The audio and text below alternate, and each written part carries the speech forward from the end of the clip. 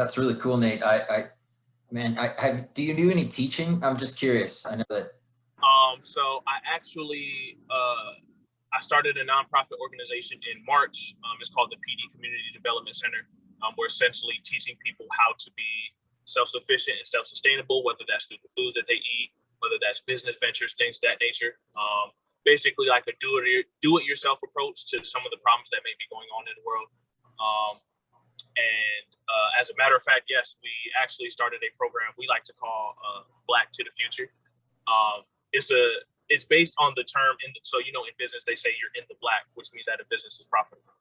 So we're essentially teaching people not only different business techniques, but also different mindsets and mindsets and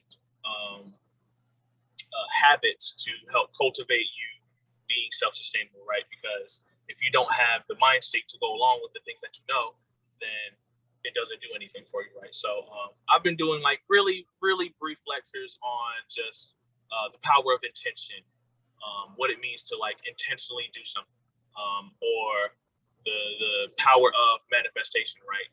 Even us as writers, right?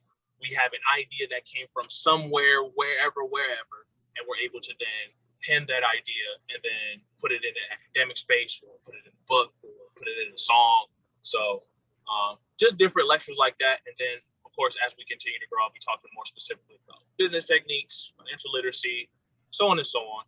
But I definitely am going to be touching on the creative writing space because that's super important. We get lost in the shuffle with technology. Texting is still a form of writing. Like there's a language to texting. Like when somebody says LOL, like you already know what is connotated there, even if it's just laugh out loud. Like you have to read into the context. Even when typing emails, right? If it's not tailored a certain way, then you might not get your point conveyed across, especially if it's in a professional setting. So Right. that's where we're at right now, and I'm enjoying it.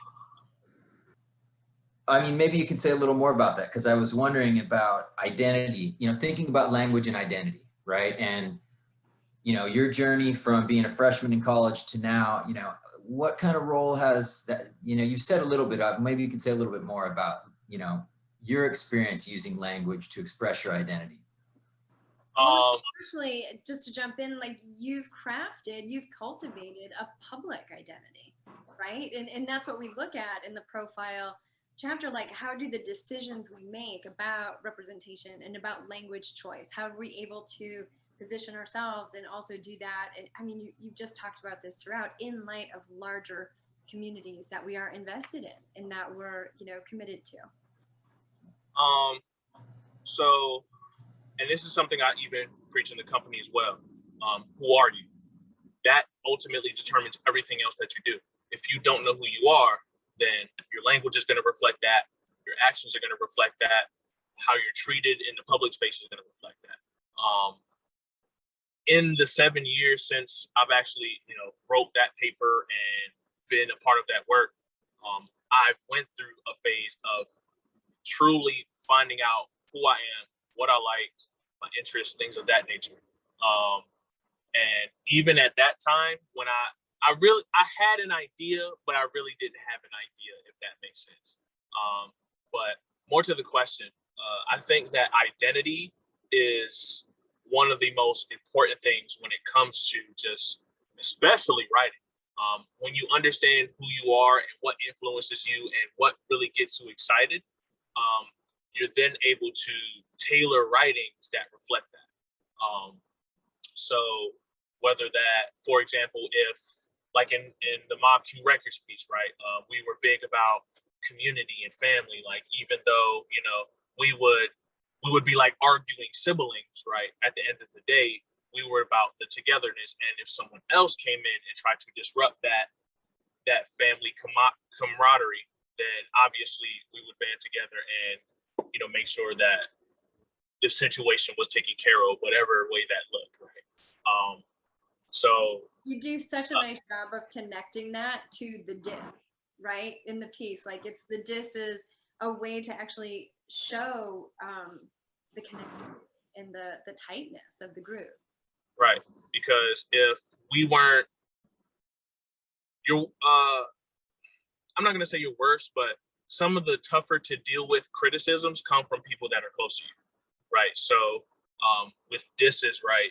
If it's someone that you're like, you know them, and now they're making this song kind of pointing out your flaws, you kind of reel back in a little bit. But this is when that togetherness comes in. You guys have argued and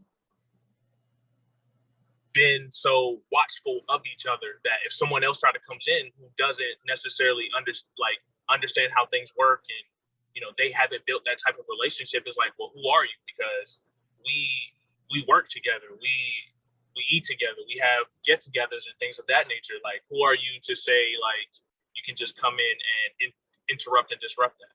So Yeah, the diss, man. That's always one of the students' favorite parts, thinking about the diss. It's so relevant. It's always been so relevant, right? Especially in close relationships with people. The diss is, it's kind of a form of tough love sometimes. It has a lot of different components to it. Right. It's very multi-layered in that aspect. Right. Well, Nate, thanks so much for taking the time to meet with us and to look back at the work you did and contextualize it a little bit more for our current students. We really appreciate it. It's nice for me to get to see the connections between the work you did then and what you're doing now. Thank you. And to all the students out there who plan on watching this or will watch this, do what you love. You will be thankful for it later. It's not supposed to be easy. It's not going to be a walk in the park. There's going to be some hurdles, but even at quote unquote success, there's always going to be hurdles. You just have to, do you really want it that bad? And I come from a very rural background. I've been through a lot in my life, and just to be able to not only present my work to you guys and learn from it, but also be a walking example of following your passions and seeing it to fruition.